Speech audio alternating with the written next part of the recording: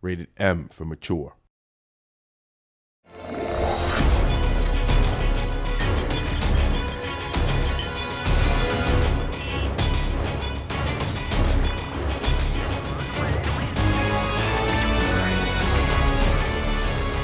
Ladies and gentlemen, hello and welcome to the inaugural episode of the COD Pod. That's right, there are thousands, if not millions, of podcasts out there about Call of Duty, but this one, the first official from the belly of the beast itself. My name is Miles Ross. I'm a Call of Duty League commentator, psycho fan, and psycho fan, which is never going to get old to say, but very, very excited to divulge some secrets from this incredible product. Steph, you actually work here. I'm Stephanie Snowden. I'm the Senior Director of Studio Communications. So I work across all the Call of Duty studios, which is awesome. And it's the cool, like, I love what I do. But a huge part of that is being part of the discussion with our players. So what better way to do that than to join the podcasting world? They'll literally give anyone a podcast these days. So that's why we're here. That is why we're here. But this, the idea behind the COD Pod, again, is we've got very, very exclusive, obviously, access to developers, people behind the scenes. Yeah. And you'll be hearing things on this show that you will definitely not be able to hear anywhere else. We're not going to give you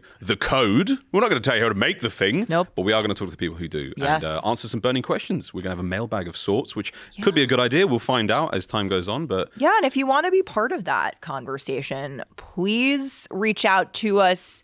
Post on social media to the platform of your choosing with hashtag CODPod. If you have questions, you want to let us know what you thought of the first episode, you want, mailbags, FAQs, we're going to have guests, we're going to have updates. You occasionally might hear some news here, which is very exciting. And so some announcements, some juicy little tidbits about future projects and things that are in the pipeline for Modern Warfare 3 or for Warzone. And so we have some exciting stuff to get to today, including, as you mentioned, a special guest. Very special guest. A man who is deeply involved in the creation of Black Ops 6, Matt Schrontz, who will be coming on the show later today. The first guest, and a good one at that. Matt is one of my buddies at Treyarch. He has been in the Call of Duty community for such a long time, is a badass, and I'm thrilled to have him on the show today. That's a lot of fun. We're not going to be reacting to the trailer because that has already happened here in the Call of Duty world. We're definitely not going to do that because thousands of people have already done that. We love your reaction videos. Don't stop. They're fantastic. I don't know if it was the fire starter. Loved it. Shout out the but Prodigy. It's been amazing to see the reaction coming out of the Xbox Showcase and the Developer Direct and revealing Black Ops 6 to the world. The first time it's been involved with the Xbox Showcase in 10 years. Yeah, Phil said that. We think according to our calculations, I think the last title on the Xbox Showcase was Call of Duty Ghosts. Woo! We've come a long way. It's been a while. It's been a real long time. But one of the things we're going to be talking about today, campaign. Get to go a little bit deeper in campaign, right? Yeah. So, I mean, we saw a lot of awesome things in the direct and as part of the showcase, outside of the trailer. This was really our first deep dive look into what to expect in terms of story and narrative of Black Ops 6, which, development is led by Raven. Raven also developed the Black Ops Cold War campaign. Awesome. Even though a lot of people just know them for Warzone, the campaign team there is rad and they're extremely talented. They have some folks that have been on the team for a really, really long time, who've been making behind the scenes with Black Ops and some other games happen for a while. This is cool. And again, it's such a family affair here. There are so many big studios here in the COD world. No one team handles things anymore. It's wild. But we're looking at talking about campaign. We can talk a little bit about multiplayer. Are we going to talk about Warzone? We've got Zombies as well. Might get a little taste of Warzone. We've got Season 5 coming up, so I don't want to leave that. We've got some new stuff coming there for Modern Warfare 3 for Warzone, and we'll get a little recap of Zombies in the direct too. But yeah, I think in the campaign, just to kick things off, right? Like, let's talk about timeline, because I think this is one thing that people are really confused about, except for our lore heads. Like, shout out to you guys making the YouTube videos, because we literally watch them. I can't remember when this happened in the flashback in Black Ops 2. Was that before or after this? And it's like, oh, you can go watch thousands of hours. Hundreds of videos about the story of Black Ops and how passionate a lot of the players are about it. And so it's amazing. And just to see what the content creators did with the direct has been super fun. But Black Ops 6 obviously happens. It's set in the early 90s. The campaign itself happens in 1991. The entirety of it happens in 1991. That's early 90s.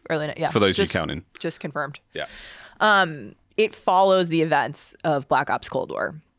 So the Cold War is over. The U.S. is the only remaining superpower out there. And it's also directly tied to Black Ops 2 that are set in the 80s. And that obviously includes Hudson and Mason dying. Yes, they are dead. I am sorry. We knew. But I did see a lot of people confused about that. They're dead. So unfortunately they died, but having worked so closely with Woods, obviously devastating for him, for Frank Woods. So two of his closest friends and allies have, passed in this traumatic event at the hands of Raul Menendez, arch villain in the Black Ops universe. And Woods is traumatically injured. Woods is traumatically injured. Woods is, he's out of the field now. That's like a very not Frank Woods thing. He's pissed, frankly. He's been injured. He lost his best friend. He's behind a desk. He hates it. And he's got a new protege at the CIA in Troy Marshall. And so Troy Marshall's this really exciting new character that a lot of what you will have seen in the developer direct is based on Marshall. And he's sort of this very like moral compass, justice-driven guy at the CIA. And he's really making a name for himself. And I think, Woods has got some feelings about that and kind of taking him under his wing, but also, we're not really sure who we can trust in the Black Ops world. I think that's one thing that remains true. That's one thing that the trailers have definitely sold to me, is that, between characters like Adler, who is definitely a shifty dude. We don't know. Safe to say. Yeah, we don't know what he's up to. He's back, right? We saw him in the trailer. We know he's back. They talked about him a little bit, but I think one of the biggest things with Black Ops 6 and that signature Black Ops experience is sort of like, old friends or allies might be enemies and your enemies formerly may become your new allies. I think it's that subversion of kind of like what you know and trust and flipping that on its head and being like, what, what is that? And what does it mean for our heroes going forward. Cool. Just the fact that it continues on for me from the Cold War campaign is great. The Cold War, that whole game for me was such a strong vibe. And obviously coming into the 90s, the early 90s, 91, even more sort of like powerful imagery. And I grew up, I'm a 90s baby. Yeah, me too. Not to date ourselves, but we know you're out there. We know you're listening. But that entire sort of the 90s is a vibe, whether it comes to action movies or whether it comes to music or pop culture. So I think it's going to be really cool to explore that in a time that I don't think Call of Duty's ever been before. It's a new time frame from Call of Duty, and certainly for Black Ops 2 makes the most sense. Like there's so many. We've got kind of like the Cold War ending, the Gulf War kicking off. A lot of people in the U.S. assuming that this is like the safest, golden period that we've been in, for a long time. When really, what especially something that Black Ops is so good at it from a narrative standpoint is digging into the sort of like the underbelly of that. Of course, we're not based entirely on real events. We're inspired by historical touch points, and I think what you see.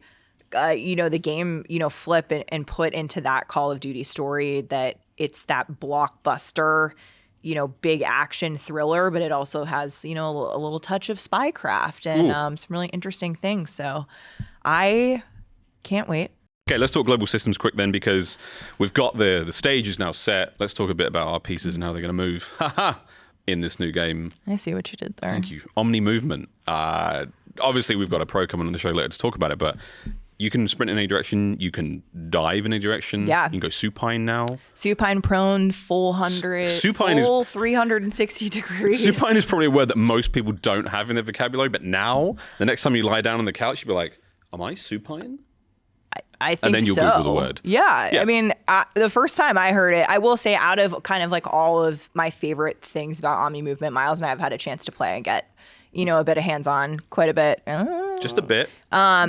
I think for me, the supine prone is one of my favorite things. Yeah. I have been able to pull off some really wacky, fun stuff and, you know, pulling off these maneuvers, chaining them together. I think that's one really big piece about Omnimovement that's people should be really exciting for, is not just, you know, sprinting 360, but how do you turn that into a slide, turn that into a dive ADS while sliding?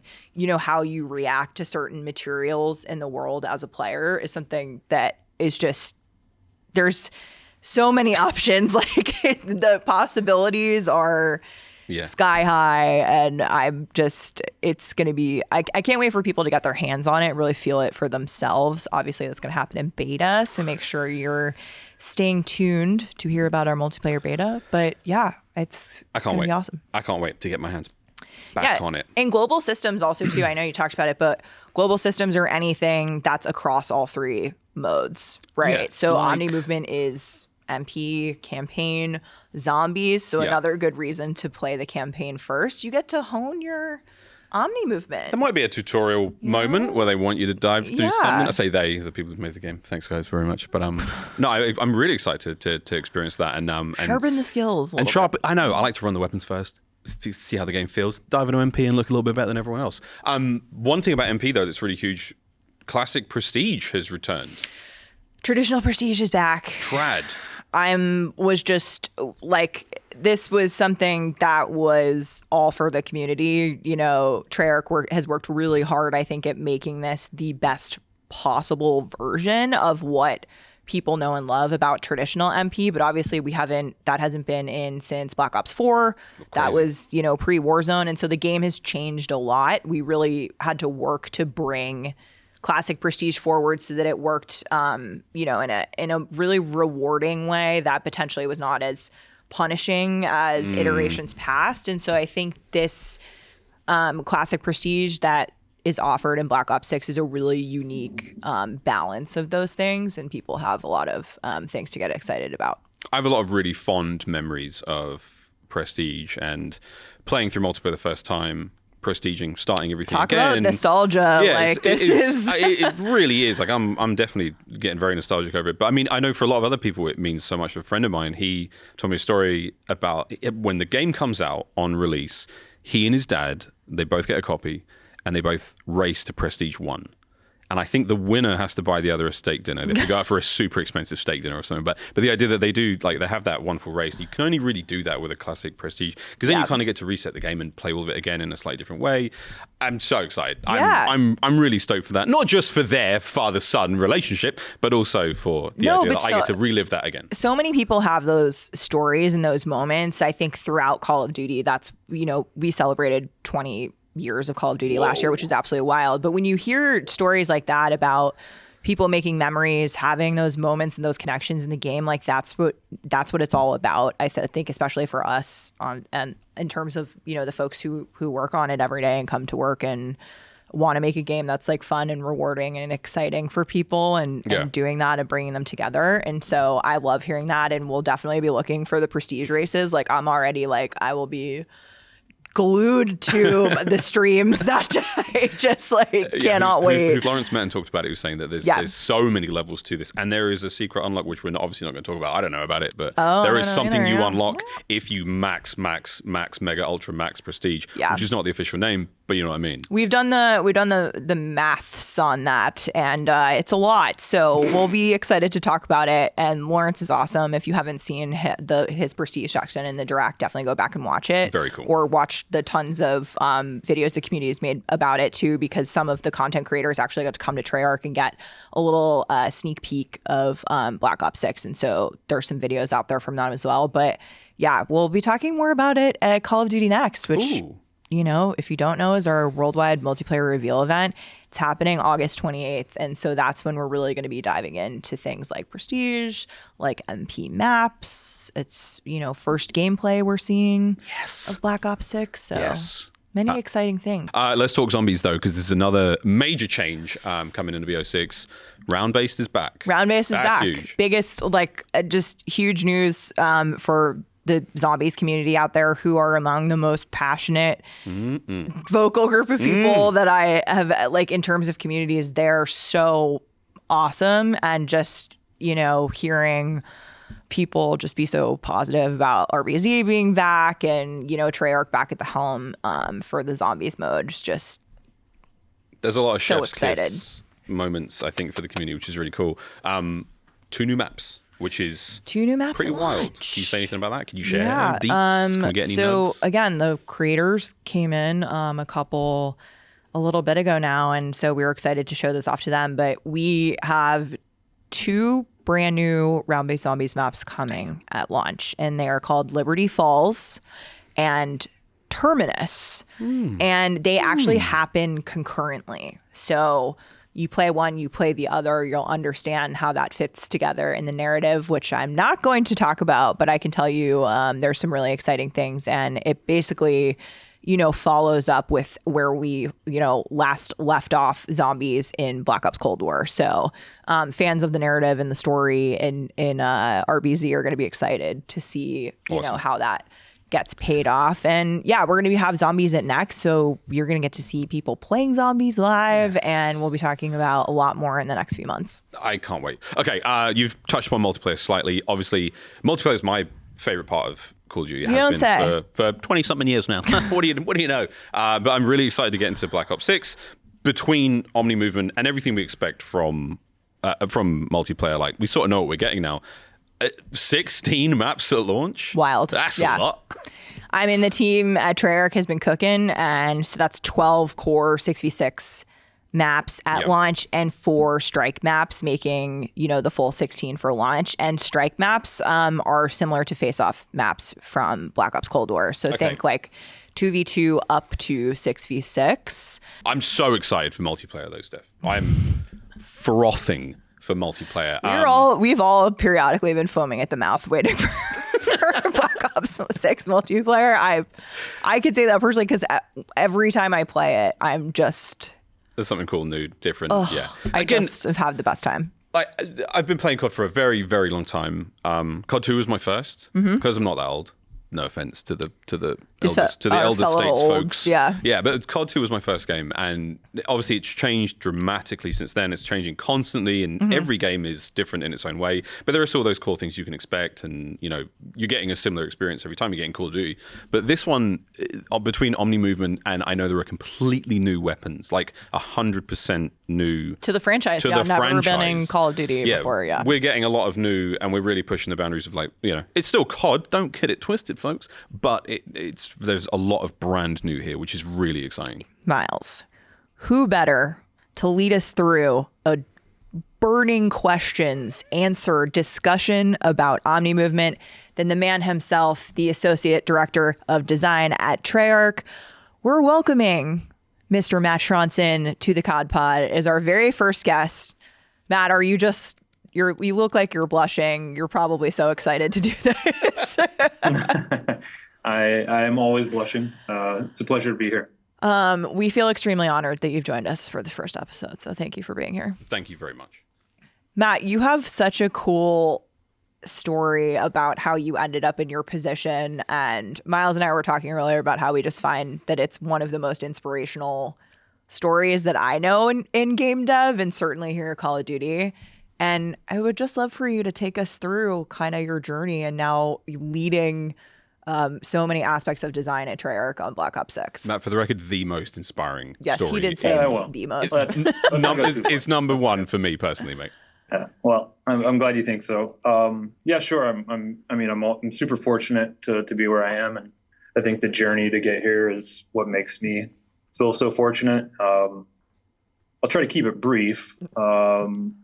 Gaming since, I was sitting on my dad's lap playing the Atari back in the day. But fast forward, growing up in North Carolina, 2005 rolls around, Call of Duty 2, one of my first loves with the Call of Duty franchise. That kicked it off, played every game since then. And then around 2007, World at War, leading up to World at War, I don't exactly remember how, but I got an opportunity to be an official moderator on the official Call of Duty forums, which through that kind of official forum capacity, I came to know some of the developers at Treyarch. Dan Laufer, David Von der Haar, Kevin Sherwood, some of those who are still here at the studio today, and just got to chatting with them. And I mean, long story short, Vaughn, the studio design director at the time, after about a year or so, as they were starting to ramp up on Black Ops 1, he asked me if I wanted to come out and kind of work with him and provide a player perspective on Black Ops 1 as they worked on it. And I was doing landscaping at the time. So you're like, so hell I did yeah. yeah, I didn't have to think about it too hard. I didn't have much going on back in North Carolina. So I drove across the country in 3 days, and I've not left since, really. I've done whatever I could do to stay in the office. I'll sweep the floors, whatever you need me to do, I'm here. But yeah, 14 years since then, worked on every Black Ops game since the first one in varying capacities, always kind of a focus on gameplay and multiplayer. So that's my story.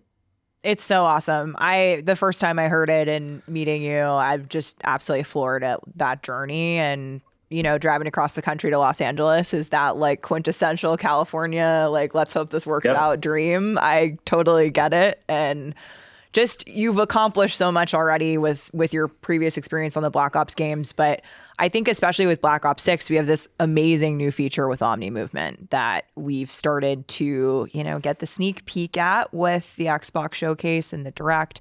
Miles and I have had the chance to play with it. We've had hands on a little bit. Yep. Oh yeah. And it's absolutely wild. It's so exciting. And I wanted to ask you too, especially in thinking about your history and your previous experience on the Black Ops titles, like, how did you really arrive at Omnimovement, and what was sort of the journey like for you to get there?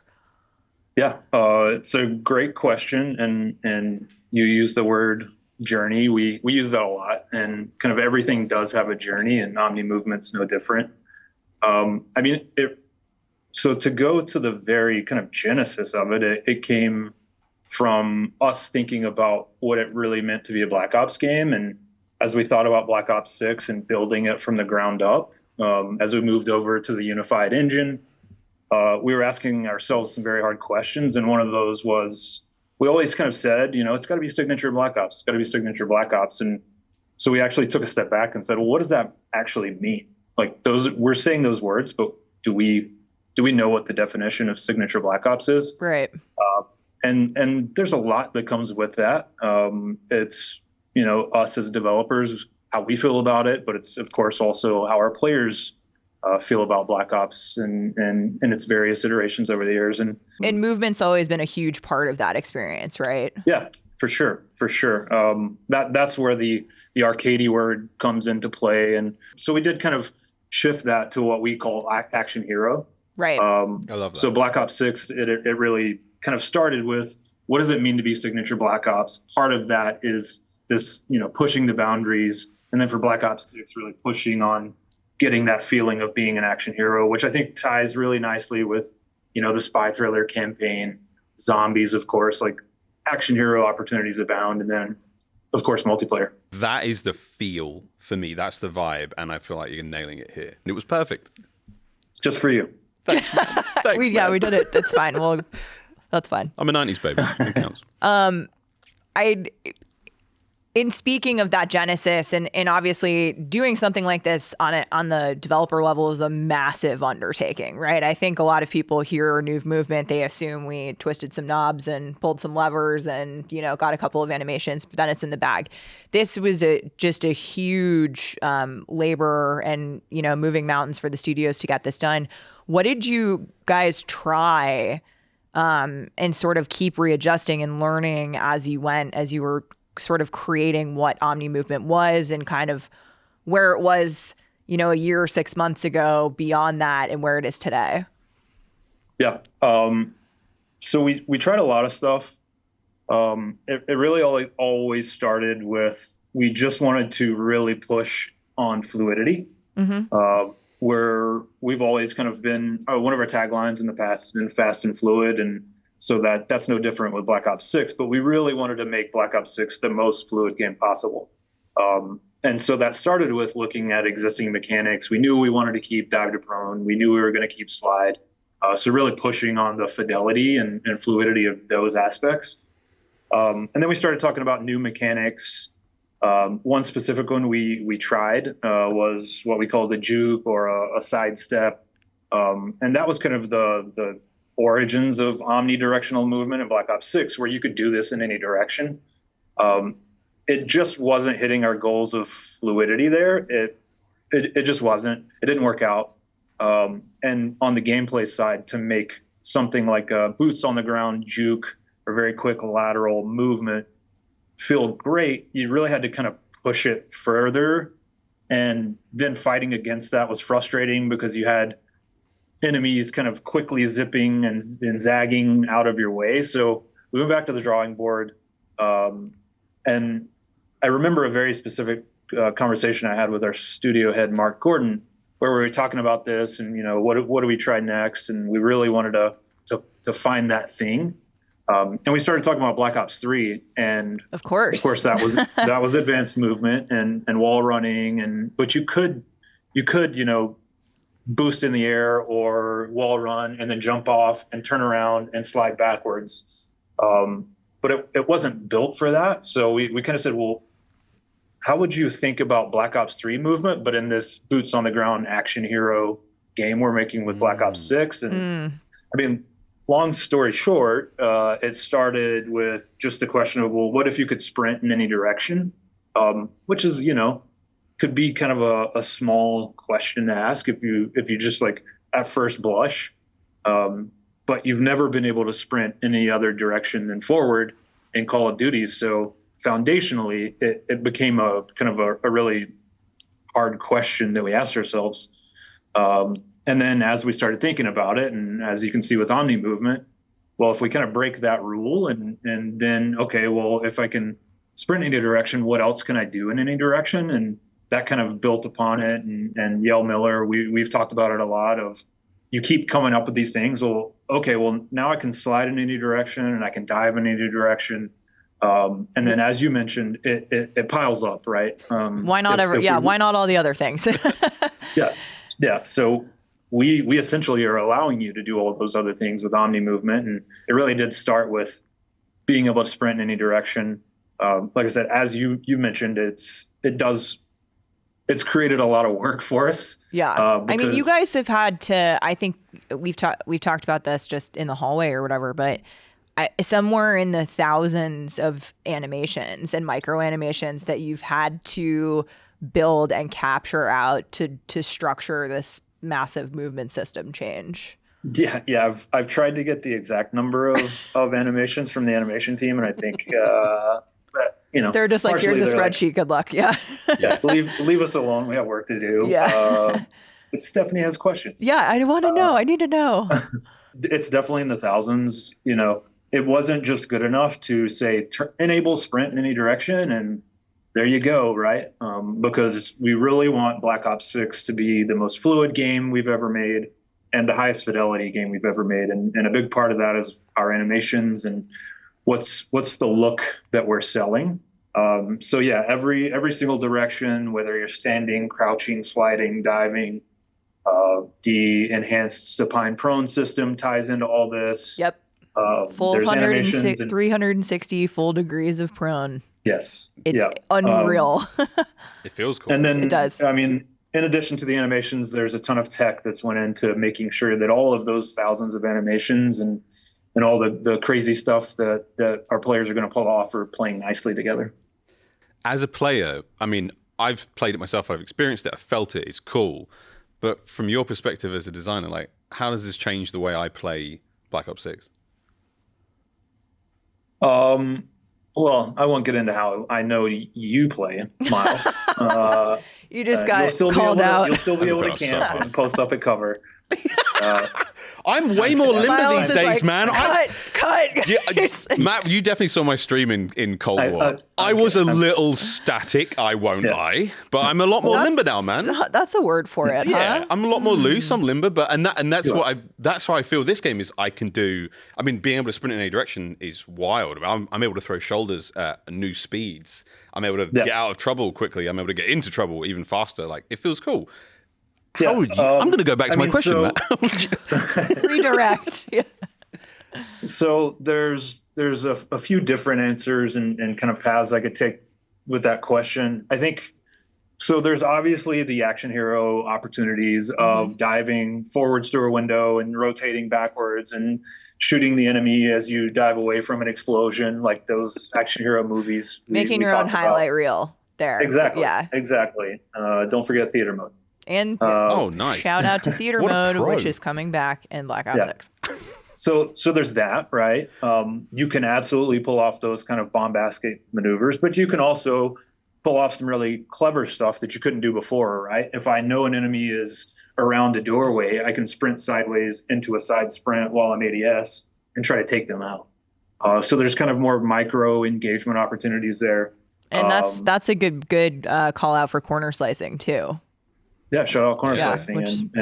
So the corner slicing, if you're rounding a corner or going around a doorway, your weapon and view model will kind of dynamically rotate depending on your speed and entry angle.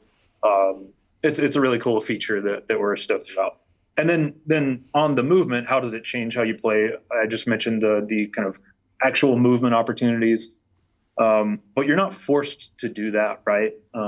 Like I said, from day one, it really started with, we want to make this the most fluid game possible. So if you're just sprinting forward and mantling over cover and, doing the things that you've done in the past Call of Duty games, that's going to feel amazing and that's going to feel super fluid. If you do, I'm not saying this is you, Miles, but if you do just want to post up a cover, right? We wanted to make sure that it wasn't super frustrating to fight against those players who are living out their action hero fantasies. You can still be successful playing the way you've played before.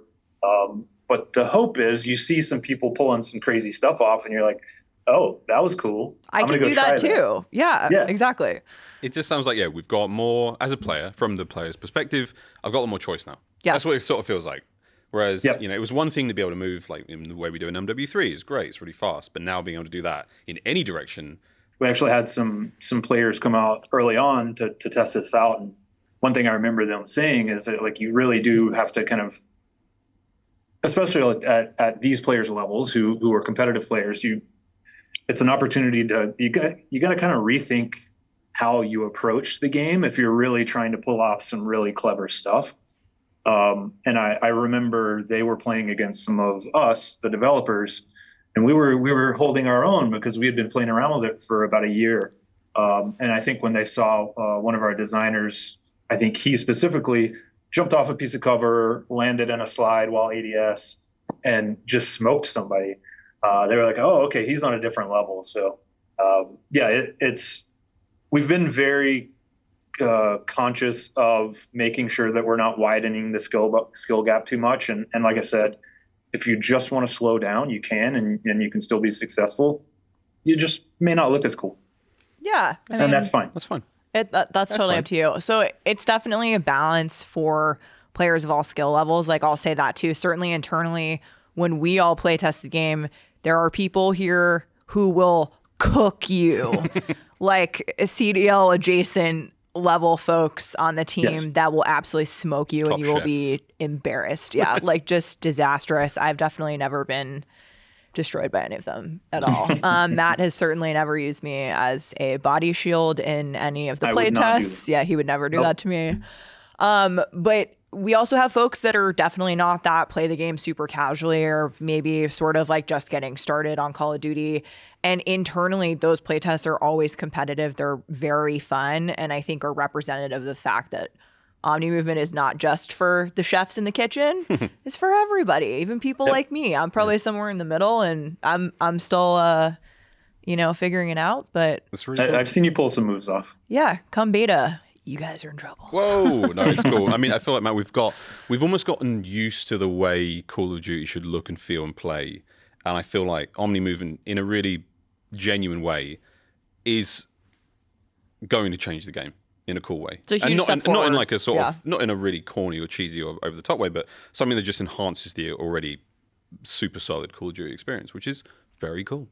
Yeah, That's great to hear. awesome. Yeah. It was never about let's find a gimmick to add in to another back of the box feature. It was never about let's make the game faster. It really was, how do we push on fluidity and provide those opportunities? Yeah, it's like 90s kids with skateboards or rollerblades or something, and that's what's the new. That's a Black Ops op right now. Hell no, this is great. I'm excited. I'm excited. You said the B word. I did say the B word, but I'm not ready to say it again yet. One thing I would like to say is that I think there's a couple of things that I would love to clear up with you, because we've got you here. We want to ask you the questions, get it straight from the source. And one of those things is, can you toggle Omnimovement on and off? Can you turn on Omnimovement on? The answer is no. Omnimovement is a core foundational mechanic of the game. You cannot turn it off. But I think where people maybe got that impression was we have another new feature, part of Movement, that's called intelligent movement. You spoke to this in the direct a little bit. So I'd love for you just to touch on that, a little bit deeper, and the purpose of intelligent movement. I know you said too, like in terms of mantling and chaining those maneuvers together, intelligent movement presents an awesome opportunity that I think players of all levels have. It's something that's really exciting for us. Yeah. So like you said, Omnimovement is a core foundational feature that cannot be disabled by a player. It's across the entire game, campaign, multiplayer, and zombies. Yep. But with intelligent movement, those are a suite of player settings that can be turned on or off. By default, they'll be off for everyone. I think we'll probably have, in your first time flow, we'll present those and ask if you want to turn them on. And those are at a super high level. It's 3 settings with some little tunables in each setting. That the goal really is to reduce button presses or key presses, right? It's for controller or KBM. And that was important to us as we started working through our movement initiatives and Omnimovement. That said, we haven't actually added a button press, right? Because it's still, at its core, it always starts with sprinting.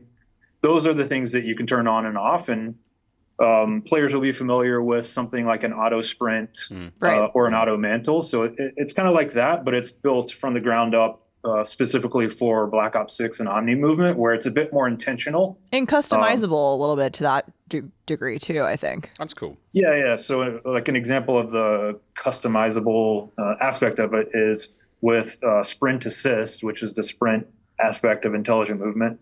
By default, we're still playing around with our default values, but by default right now, it'll have 0 delay. So when you push your stick forward, you'll start sprinting.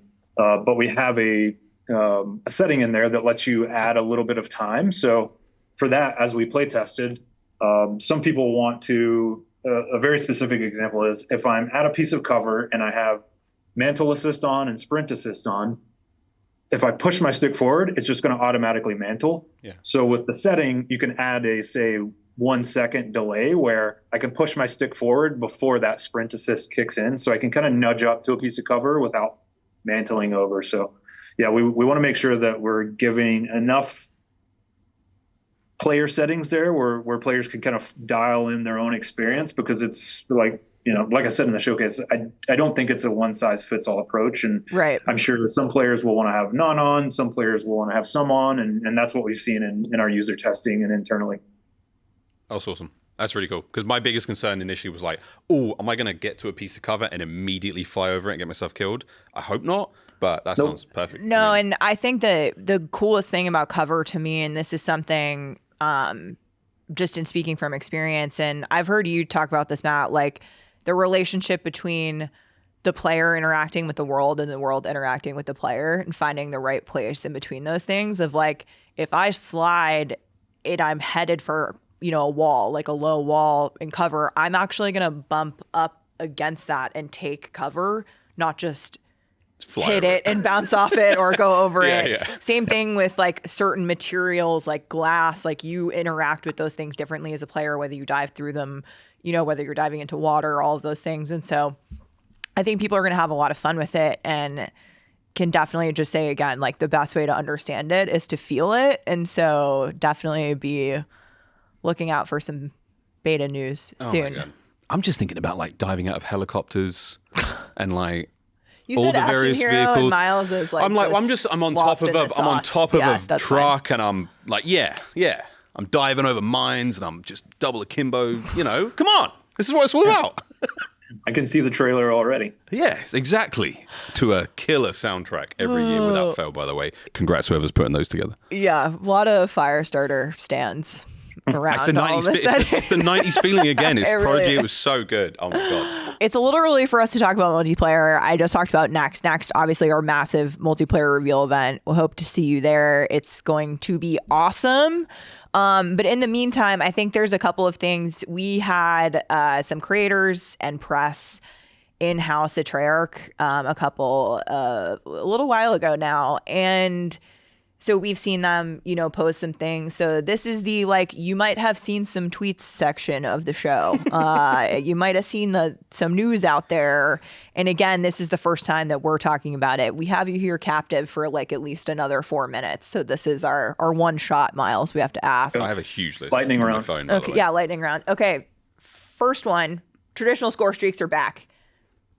Thrilled, super True. excited. Would love for you to just take us behind the scenes a little bit on the philosophy there. Sure.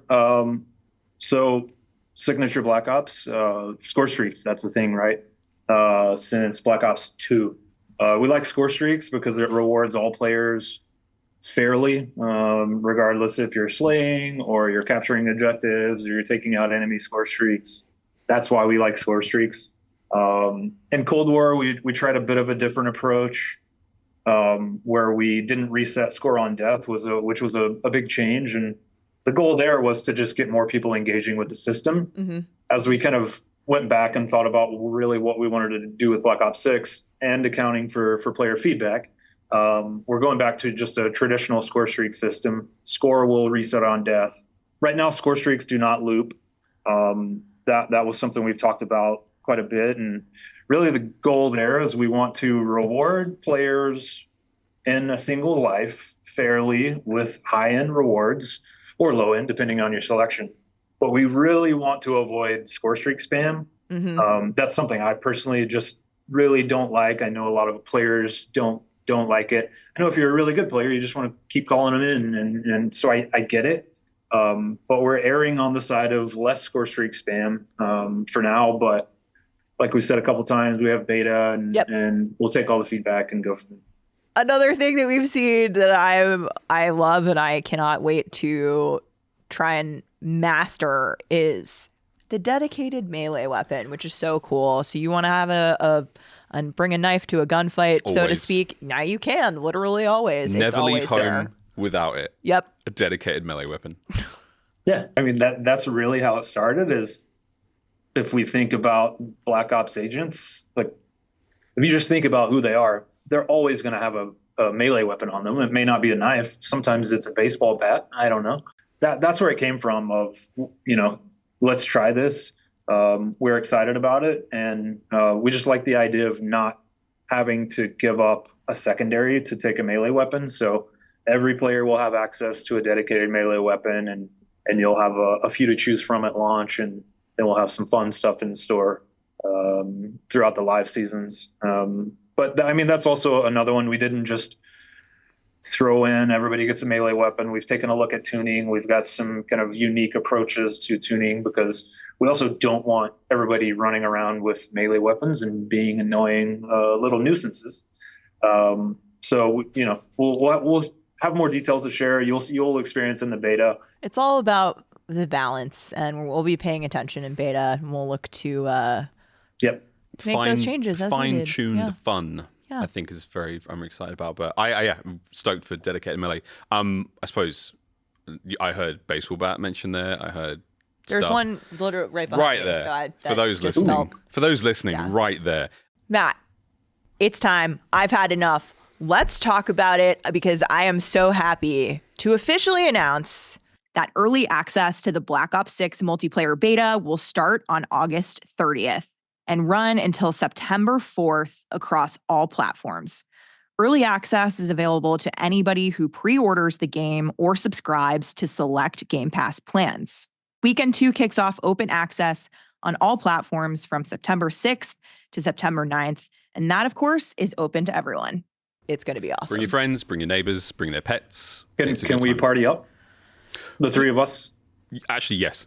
Do you really want? This is a disgraceful maybe can talk addition to offline. the show. Yeah, we'll Miles sidebar. Yeah, I've got professional players who are friends. I'll be playing with them, thanks. Matt and I'll be ready to take you on. Fair play. Yeah. But yes, I will be ready. I've already just like quietly winked that my favorite map is in fact in the beta. Mine too, I think. So they're not the same map either, which is cool. Which is really cool. Fun fact. But all the maps are pretty fun I've played so far. Played Yeah. like 4 of them, 3 or 4 of them. They're pretty cool. The beta maps I'm a fan. are rad. The launch maps, of which we have How many? 16, Damn. are pretty kick-ass. 16 brand new launch maps. That sounds exhausting work.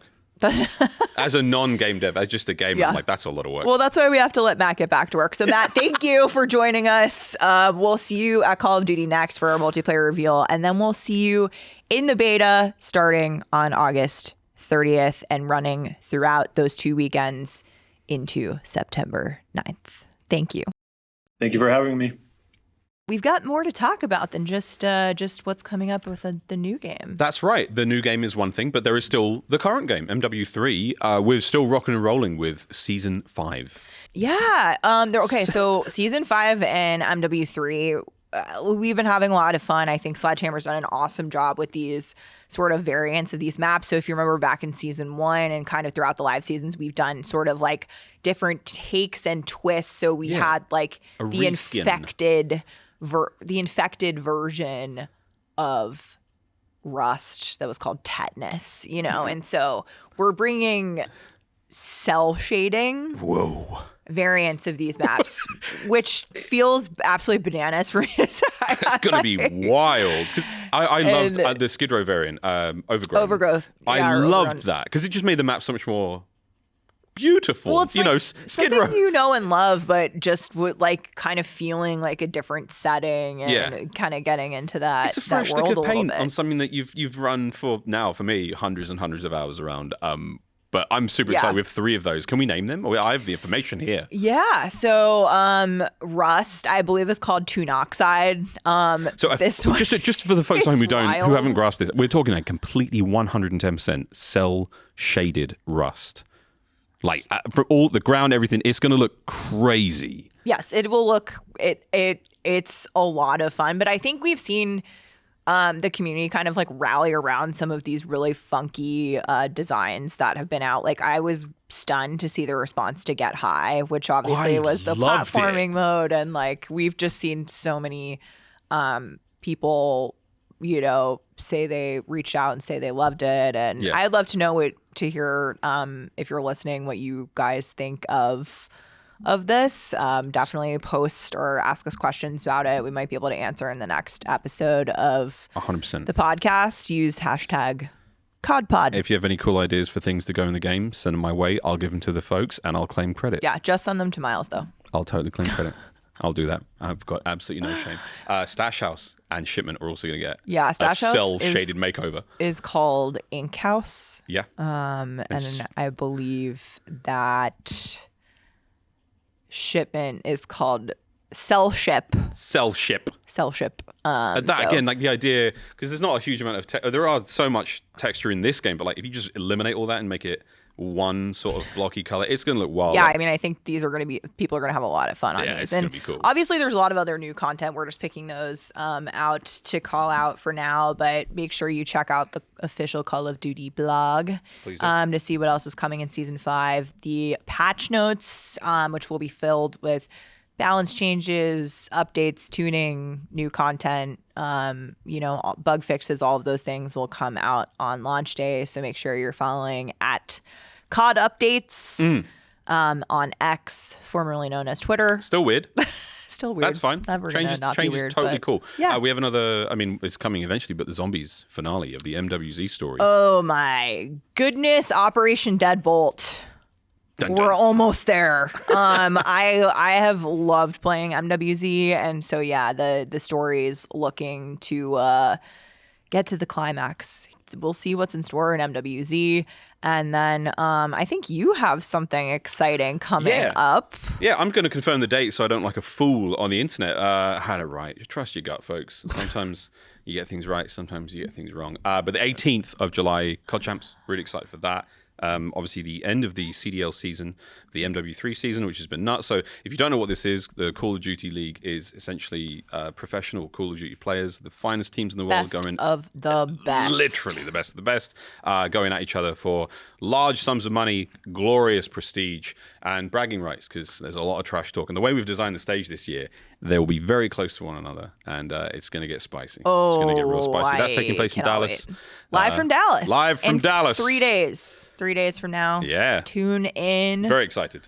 To CDL Champs. I can't wait. And there's usually some good drops. There's always drops. Make sure to link your Activision account with your YouTube account for exclusive drops you can only get from watching the Call of Duty League streams or a lot of the co-streamers as well. We love the loot. It's so much good loot. Make sure you tune into Champs and thank you for watching. Thank you for being here, listening, watching, wherever you are, as part of COD Pod. Thank you for, being here for the Call of Duty content, and hopefully you all have enjoyed this kind of look behind the scenes, and let us know what you would like to see. And we'll be here. We'll be talking more about Black Ops 6. We'll be talking about Call of Duty Next, Beta, Warzone, and hopefully into the live seasons. I think if I were saying anything and everything to do with Call of Duty, you'll probably find it here. Yep. Here's hoping. Yeah. Hashtag the truth lies. Hashtag CODPod. Hashtag CODPod. Hashtag I'm out. Over and out. Thank you. We'll see you next time. I think an official ending, we could do a better ending than that. Yeah, we could. Yeah. Should we?